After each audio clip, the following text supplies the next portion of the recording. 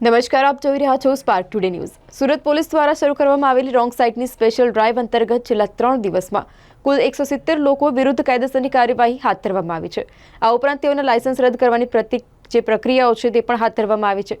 અકસ્માતોની સંખ્યા ઘટાડવા માટે સુરત ટ્રાફિક પોલીસ દ્વારા આ સ્પેશિયલ ડ્રાઇવ શરૂ કરવામાં આવી છે। સુરતમાં નવા ટ્રાફિક સિસ્ટમને લઈને સુરતના નાગરિકો હેરાન પરેશાન થઈ રહ્યા હતા અને ત્યારે થોડા દિવસ પહેલા રાજ્ય ગૃહમંત્રી હર્ષ સંઘવી સુરત પોલીસ કમિશનર કચેરી ખાતે ટ્રાફિકના નિયમન કરતા કંટ્રોલ રૂમની મુલાકાત લીધી હતી। ત્યારબાદ તેઓએ રોંગ સાઇડમાં જતા લોકો ઉપર કડક કાર્યવાહી કરવા માટે આદેશ આપવામાં આવ્યો હતો અને જેને લઈને આદેશ આપતા જ સુરત પોલીસ જે છે તે હરકતમાં આવ્યું છે। સુરત શહેર ટ્રાફિક શાખા દ્વારા છેલ્લા 5 દિવસથી રોંગ સાઇડમાં જે વાહન ચાલકો પોતાનું વાહન ચલાવે છે તેમના વિરુદ્ધ માનનીય સીપી સાહેબની સૂચનાથી રોંગ સાઇડની ડ્રાઇવનું આયોજન કરેલ છે। આમાં સુરત શહેર ટ્રાફિક શાખાની કુલ 80થી વધુ ટીમો કાર્યરત છે।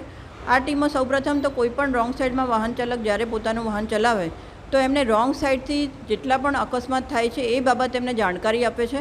રોંગ સાઇડમાં જવા માટેના એમના શું કારણો હોય છે એ કારણો પૂછીને એમને વ્યવસ્થિત રીતે એમની સુરક્ષા અને બીજા અન્ય વાહન ચાલકોની સુરક્ષા છે એમને ધ્યાનમાં રાખીને રોંગ સાઇડમાં વાહન ન ચલાવે તે બાબતે સમજ કરે છે।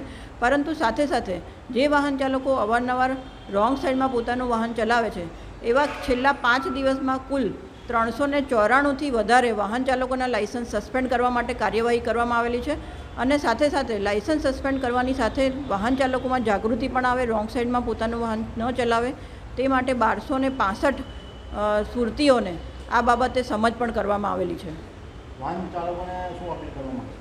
વાહન ચાલકોને હું ચોક્કસપણે અપીલ કરીશ કે પોતાના જીવનથી અને અન્ય જે રાહદારીઓ છે એમના જીવનથી અગત્યનું કંઈ પણ નથી। સુરત શહેર ટ્રાફિક શાખા જ્યારે અકસ્માતમાં ઘટાડો લાવવા માટે આટલા સઘન પ્રયાસો હાથ ધરી રહી છે તો મારી અપીલ છે કે રોંગ સાઇડમાં જેટલા પણ વાહન ચાલકો પોતાનું વાહન ચલાવે છે એ મહેરબાની કરીને પોતાનું વાહન રોંગ સાઇડમાં ના ચલાવે અને સુરત શહેરના રસ્તાઓને વધુ સુરક્ષિત બનાવવા માટે સુરત શહેર ટ્રાફિક શાખાને મદદ કરે। ટ્રાફિક સિગ્નલનો જે ભંગ કરે છે વાહન ચાલકો એમના ઈ ચલણ જનરેટ કરવામાં આવે છે અને આવા ઈ ચલણ જનરેટ જ્યારે પણ કરવામાં આવશે ત્યારે એ વાહન ચાલકોને ચલણ ભરપાઈ કરવા માટેની નોટિસ પણ આપવામાં આવે છે।